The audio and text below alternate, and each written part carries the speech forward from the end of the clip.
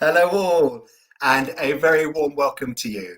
My name is Matt Fox, and I am the curator of a museum exhibition called The Magic of Middle Earth. This exhibition is free to visit, and it's currently on show at the rather wonderful venue of Experience Barnsley in the town hall, right in the heart of Barnsley. It may not be the actual Shire, but Yorkshire is not a bad stand-in. It's a very beautiful part of the world, and one which did indeed provide some inspiration to J.R. Tolkien himself.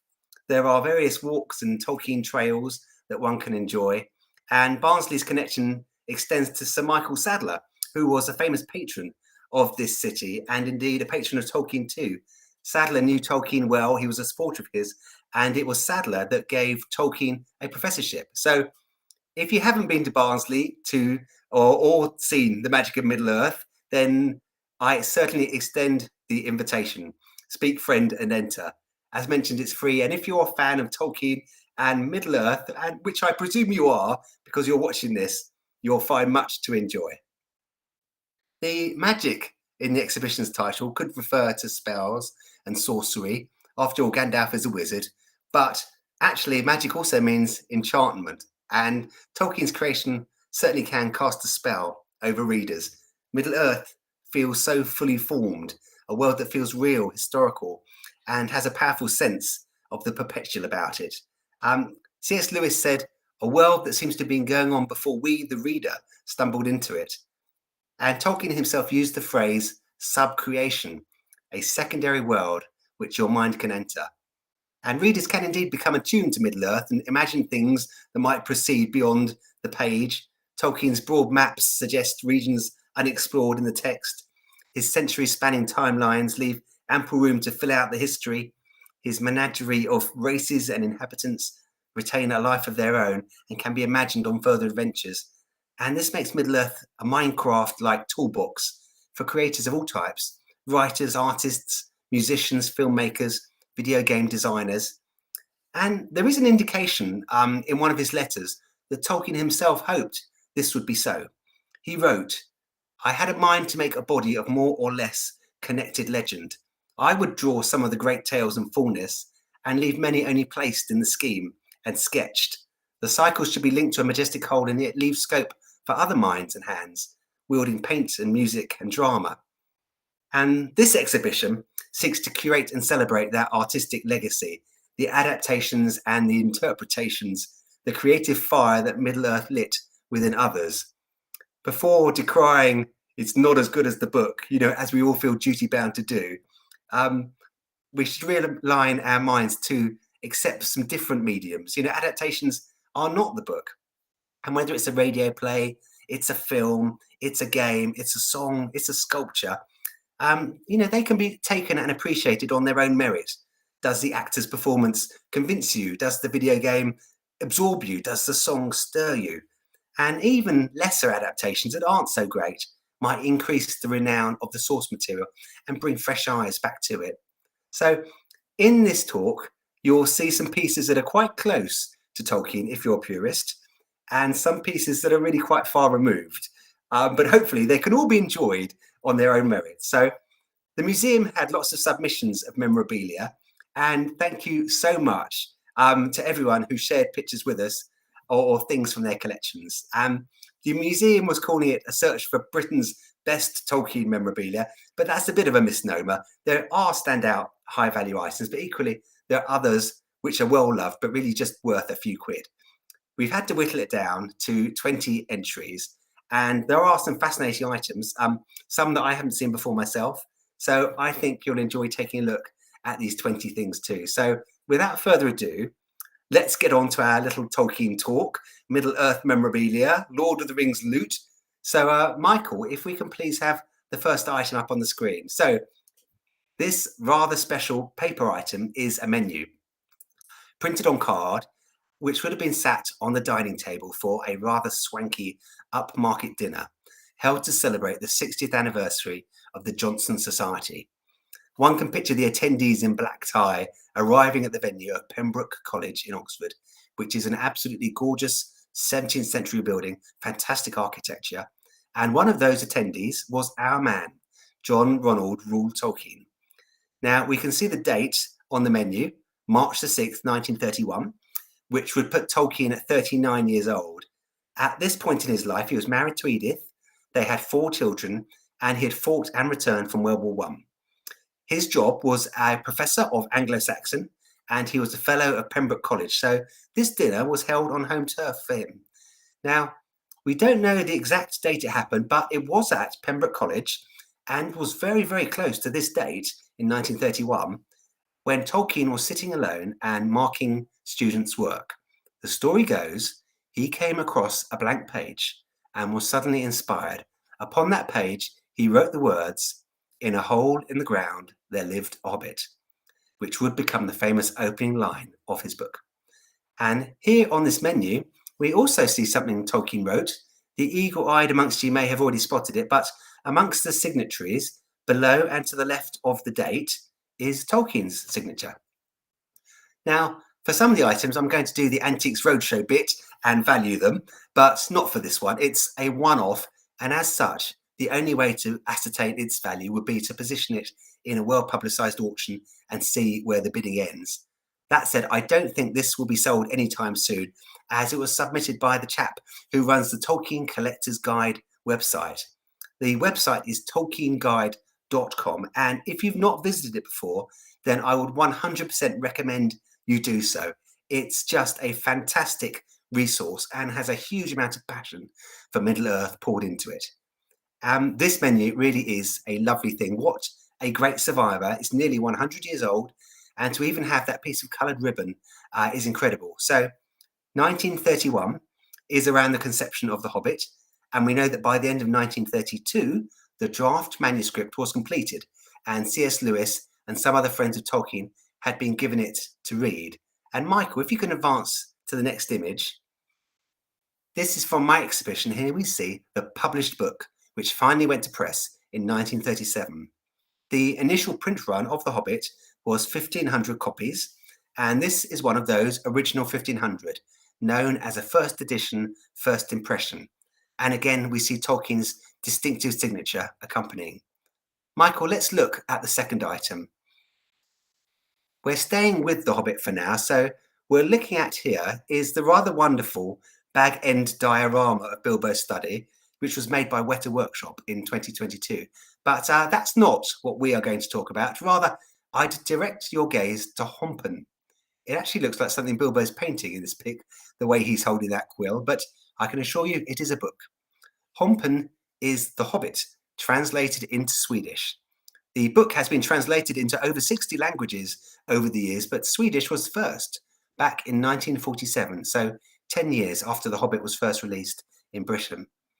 Tolkien wasn't involved in the translation and had nothing kind to say about it. Writing to Allen and Unwin in 1956 regarding an upcoming Dutch translation of his work, Tolkien said, "I wish to avoid a repetition of my experience with the Swedish translation of The Hobbit. I discovered that this had taken unwarranted liberties with the text and other details without consultation or approval. It was also unfavourably criticised in general by a Swedish expert familiar with the original, to whom I submitted it." Later in the same year, and writing on the same subject, Tolkien more specifically points out a source of dislike with Hompen to Rayner Unwin.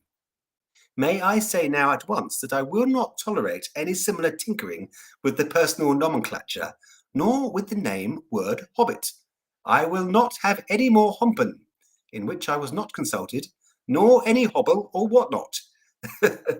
Michael, if we can see the next image, let's have a look inside Hompen. So the illustrator was a Swedish gentleman called Torbjörn Zetterholm, and this illustration is very nice, isn't it?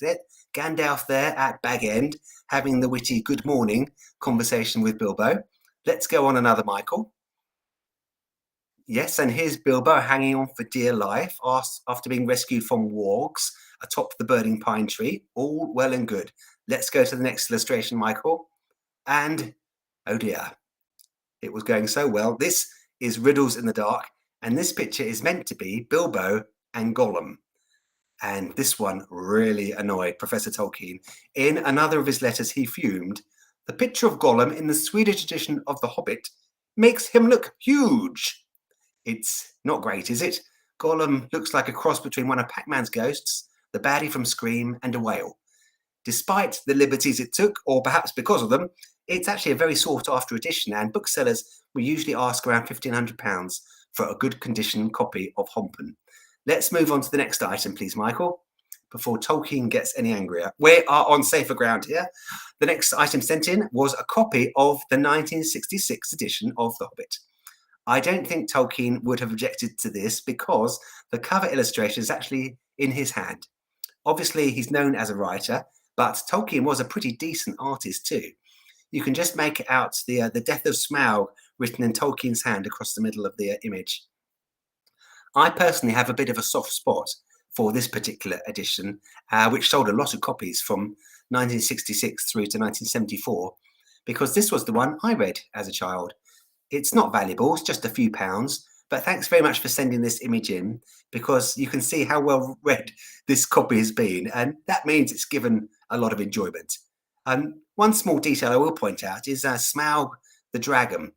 Tolkien has illustrated Smaug with 4 legs. That's also how Smaug began in the Peter Jackson Hobbit movies. The first film opens with a flashback of Smaug wiping out the dwarves in Erebor, and you get a blink and miss it flash of a 4-legged Smaug. However, when it came to Smaug's big reveal in the second movie, they changed him to a 2-legged dragon. And if, like me, you're really geeky, then you'll know that a 2-legged dragon is not actually a dragon, it's a wyvern. So yes, I shall be putting on my anorak and writing to Mr. Jackson to complain. So let's have the next image now, Michael. Here we can see the 1966 edition of The Hobbit amongst a whole bunch of other editions as well from my exhibition. The Hobbit hasn't actually been out of print since 1937. And although no one has a definitive answer to how many copies have been sold, best guess seems to be around 100 million. I think it's time to move on now from The Hobbit, though. So let's see what's next, please, Michael. Okay. Oh, golly. Yes. These dolls, these are something else. There's another one as well. I really don't know anything about them. Michael, maybe if you can go between this doll and the previous one. There we go. So my presumption is that these dolls are handmade by someone with talent for arts and crafts. Maybe a grandmother made them for a grandchild. I do not know. So we've got Rosie Cotton here, the Hobbit that marries Sam Gamgee at the end of The Lord of the Rings. And of course, Gollum, we saw in the other image. What can we say about these? I would guess from the faces of the dolls, I'm going to guess that they were made in the 1960s or 70s. They've got that sort of slightly off-kilter, discomforting sort of illustrative style about their faces that was sort of popular back in that era. I imagine a little kid of today might get a bit creeped out by this pair at the end of their bed, though. And that dress on Rosie Cotton, the tartan dress, I'm sure my mum and dad back in the 70s or 80s had a rug exactly like that tartan. So I think they're unique. They are incredible. I don't know what they're worth, but they're priceless really to the owner. So thank you very much for sending them in. Next item, please, Michael. Yes, my precious. Others may disagree, but for me, I think Gollum is the most vivid of all Tolkien's characters on the page. And the same is true of the films where actor Andy Serkis brings him to life. This is a sketch by an artist called Craig James, and it's signed by Andy. And looking at the picture, it's hard for me to tell if it's a sort of a print or the original artwork by Craig James. If it's a print, then it's probably about £25. The artwork would be a fair bit more. It's a very nice image. Michael, if you can advance to the next image. I wanted to put this one in because it really shows the dual personalities between the treacherous, dangerous Gollum and the rather more sympathetic and pitiable Smeagol. You know, when you think the previous bar for a CGI character had been set with Jar Jar Binks in 1999's The Phantom Menace, then this was really just a couple of years later, and it's incredible what Weta Digital and Andy Serkis achieved with bringing Gollum to life so well. Let's see the next item, please, Michael. Now this is a box set containing cassette tapes the BBC radio adaptation of The Lord of the Rings. This was made in 1981 by Brian Sibley and Michael Bakewell and comprised 26 half-hour episodes. This wasn't a straight reading of the book's text, it was an actual dramatisation with actors playing the roles, most notably Ian Holm, who played Frodo and would of course gone to play Bilbo 20 years later in the Peter Jackson movies. Michael, if we can advance again, we can see that adaptation featured on the cover of the Radio Times with some really quite groovy artwork by Eric Fraser. The box sets of tapes aren't worth a huge amount, about 10 to 15 pounds, but nice things to have, particularly if you've got a cassette recorder that can still play them. The next item, please. Oh, and this is a lovely piece of jewellery, Arwen Evenstar's necklace, created as a reproduction piece from the designs in the film. The lore of Middle-earth has the elves being renowned for creating beautiful jewellery, and they were visualised for the movies by Jasmine Watson. Jasmine is a New Zealand jeweller, and she's also created jewellery for the Amazon series, The Rings of Power. This is a more premium Swarovski release of the Evenstar and worth about £100. Michael, if you can advance to the next slide, we can see just quickly, as well as the Evenstar worn by Arwen, we can see Nenya, Galadriel's ring, and the elven brooches given to the Fellowship, which are also made by Jasmine Watson. Next item, please. And this is actually a whole series of character sketches by artist Andrew Fry. I think he's very talented. And if you look at Boromir's eyes in this sketch, they really imbue the artwork with life. So let's advance steadily through these, Michael, if we may. And again, you can see character sketches of fantastic ones of Eowyn there, Galadriel. And there's Orlando as Legolas. Viggo looking very serious as Aragorn. A lovely, one. It really does capture the character there of Ian McKellen as Gandalf. Sean Astin as Sam. Merry and Pippin. There's Elijah as Frodo. Ian Holm, who we just talked about, and of course Sir Christopher Lee. King Theoden, well, two kings really, and Elrond. And I think this is pretty much a still directly from the film. As is this one, where Arwen imagining the passing of Aragorn. Okay, fantastic. Let's stop there because this is more art, and this time it's a big one. The art of Alan Lee. Alan Lee, along with John Howe, was the principal concept artist for the Peter Jackson's movies, and as a long-standing Middle-earth artist, prior to being hired for the films, he brought a significant back catalogue of designs with him. And one of my favourite parts of the movie's release were the making of documentaries on the DVDs and being able to see John Howe talk about his artwork. He has such a sort of calm and soothing presence. And this compendium of sketches, released in 2005, give you a chance to see more of his creative process. And with the signature attached, this copy is around the sort of £60 to £70 valuation mark.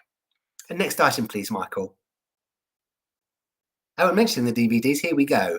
The films have had a lot of home releases, the latest one being a box set on 4K. But this release here was a particularly good one because it was the extended edition gift set and it came with a collectible figurine of Gollum. If we go to the next image, Michael, we can see sort of the rear of that box set, and advance one more, please. On the left of this shelf, you can see the models that came with each of those films. The Argonath bookends came with the Fellowship. Gollum, as we've just seen, came with the Two Towers, and Osgiliath came with Return of the King. They're really quite nice, weighty models with some good details, and these gift sets are worth about £30 to £40 each. Next item, please. Oh, yes. Now, this is a bit bonkers. So this is a Pez dispenser. And when you have purist fans of the book and they act as gatekeepers and say Tolkien wouldn't have liked this or he wouldn't have liked that, I think that this perhaps might be on the hit list. Um, it just makes me laugh. I think it's custom made. I can't find anything about it online. It looks kind of like Gollum from the Ralph Bakshi Lord of the Rings cartoon, perhaps. Surely, if someone did indeed craft this themselves, then that gives it some extra kudos. I can't value it. I will just say it is beyond riches. And look, Gollum's even got his ring. He's even got the ring hanging around his neck. So he got the ring in this version. We better move on quick, Michael. Oh, here we have a New Zealand dollar. We're on safer ground. These were minted in 2003 as a nice collectible thing. And today they're worth about 10 to 15 pounds each. If we go to the next image, on stamps, coins, even the side of aeroplanes, New Zealand has been proud to present itself as the home of Middle Earth. If we can see the next image, Michael, we'll just bring that up. At its peak, tourism to New Zealand increased by 50% following Peter Jackson's movies. I've not been there yet myself, but I will for sure go one day without fail. And if we can go to the next item, Michael. Aha, now this this is from New Zealand and probably should still be in New Zealand. So this looks like a couple of fake leaves from the Hobbiton film set, which is open to the public to visit. I don't know what happened to take only memories, leave only footprints, you naughty person you. Even the dog is unimpressed. Now, I can't value such stolen goods, but thanks for sending in the pic. I hope you enjoy your illicit foliage. So on again, please, Michael. And here we have some very cool pieces from the film's production, behind the scenes. These are production notes, and I believe they're based around special effects sequences. You probably won't be able to see it at your end, but I've seen the name Jamboree on one of the sheets, and that was the working title, code name of the production. Obviously, movie props are well sought after, but this type of paper ephemera is collectible too. I'd need to have a better look inside really to value them properly, but I could see these achieving maybe £300 to £400 on a prop store auction. Next item, please, Michael. And back to books. So this edition of Lord of the Rings was first printed in 1966, and Tolkien said the book is not, of course, a trilogy. Stan Youngman had actually published it as 3 books for economic reasons to, make 3 times the money. And it wasn't until 1968 that it appeared as intended as a single novel. Then at the bottom of the stack, you can see Beren and Luthien, which takes extracts from the Silmarillion and other works to gather together everything Beren and Luthien into one volume. The Silmarillion is obviously less well known to the general public because there hasn't been a film adaptation of it, but if there was to be a film, then the story of Beren and Luthien would, in my opinion, be the best part of it to adapt. It's a love story with loads of action and adventure too. It's really great stuff. Valuing these 4 books, it does depend somewhat on what specific editions they are, but I'd say around about the £100 mark. And next image, please, Michael. Now, these sort of pewter figurines may not be to everyone's taste, but I'll tell you why I like them. A problem we face today is how thoroughly Peter Jackson's visualization of Middle-earth has entered the public consciousness. It presents a mental hurdle that artists must leap if a singular image of Middle-earth is to be avoided.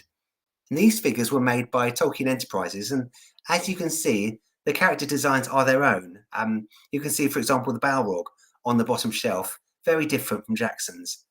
The smaller figurines go for about £20, but the larger ones can be sort of 70 to 80. So I'd say this is a nice collection, maybe sort of £300. If the collector also has the boxes, then that will add to the value too. Michael, let's have a look at the next item. And oh yes, lots of items. Now, we've got a lot of stuff in one picture. I've called this Lord of the Rings Cornucopia. Michael, if you don't mind advancing to the next picture, we can zoom in a bit and pick some items out.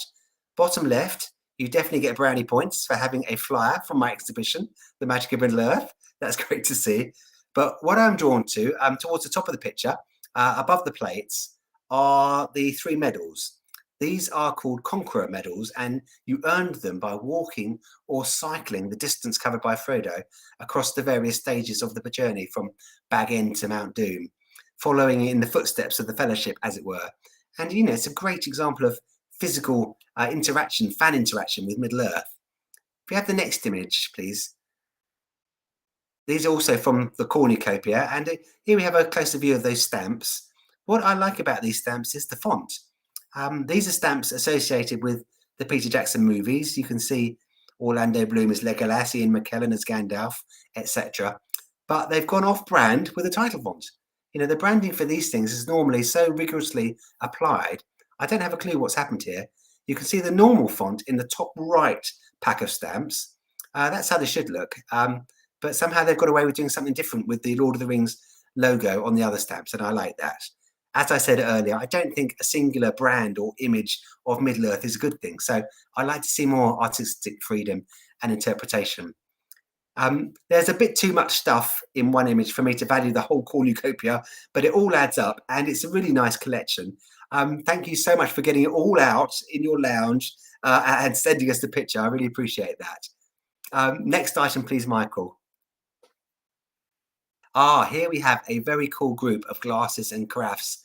I'd love to have a drink from these. These came from an event organizer who worked on the big Lord of the Rings movie event at Cannes. This was held in May 2001, 6 months before the first film, Fellowship of the Ring, was due to premiere. And if we go to the next slide as well, Michael, there's some more of these as well. There we are. To drum up hype and excitement for the film, they showed a 26-minute show reel to the collective press at Cannes. It was the first footage that had been shown, and they threw a lavish party. And these pieces that we've seen, they came from that party, and they certainly have the look of Middle-earth about them.